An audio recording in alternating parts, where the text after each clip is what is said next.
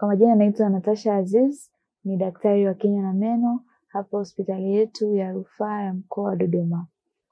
Leo tunazungumzia kuhusu watoto na issue za meno kwa watoto. Watoto wengi wanapenda kucheza hasa kati ya umri wa miaka 3 mpaka 8.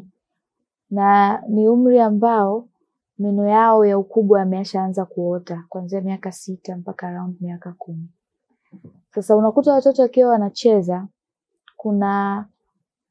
hawana control ya kusema kwamba nisiruke hapa, nisifanye hivi, na mara nyingi unakuta wanapata shida hususan eneo la meno ya mbele.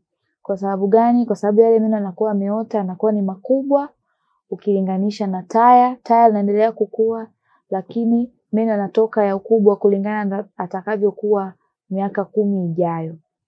So unakuta wanakatika meno, muda mwingine wanachanika, wengine wanachanika hata kwenye ulimi, na mambo hayo yote yanatokea, mtoto inabidi aletwe hospitali.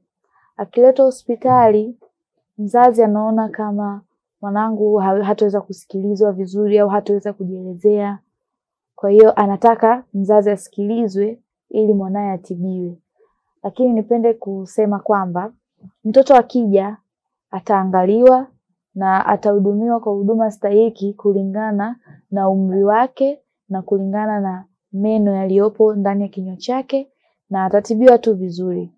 Kama ni sehemu ya kushonwa, mtoto atashonwa vizuri, atapata pia matokeo mazuri. Iwe ni ulimi, iwe ni kwenye mdomo, iwe amechanika kwenye fizi kwa ndani, kokote pale.